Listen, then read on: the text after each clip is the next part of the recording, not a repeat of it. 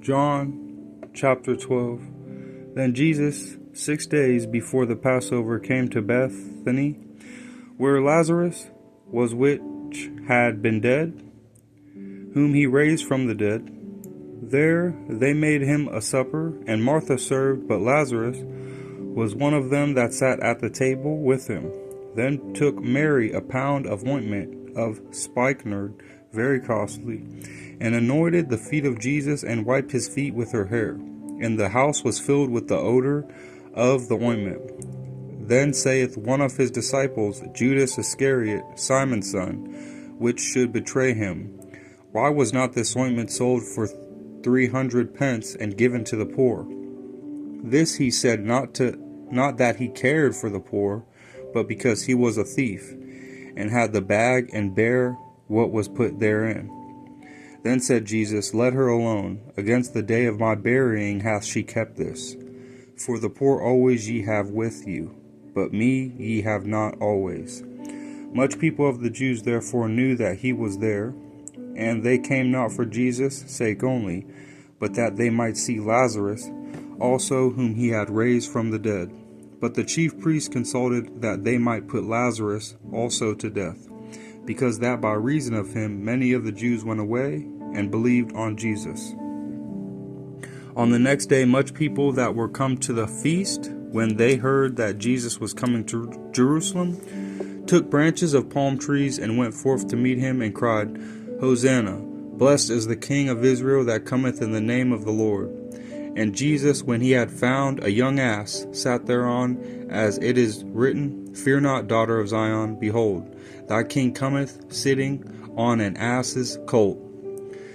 These things understood not his disciples at the first, but when Jesus was glorified, then remembered they that these things were written of him, and that they had done these things unto him.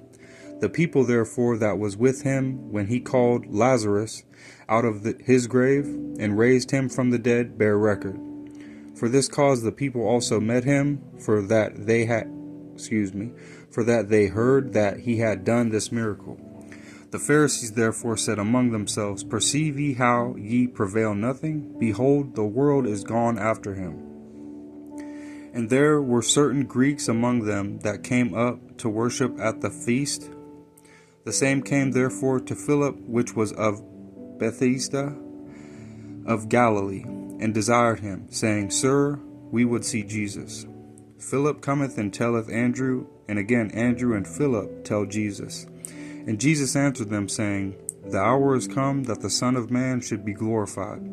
Verily, verily, I say unto you, except a corn of wheat fall into the ground and die, it abideth alone. But if it die, it bringeth forth much fruit. He that loveth his life shall lose it, and he that hateth his life in this world shall keep it unto life eternal. If any man serve me, let him follow me, and where I am, there shall also my servant be. If any man serve me, him will my Father honor. Now is my soul troubled, and what shall I say? Father, save me from this hour. But for this cause came I unto this hour. Father, glorify thy name. Then came there a voice from heaven, saying,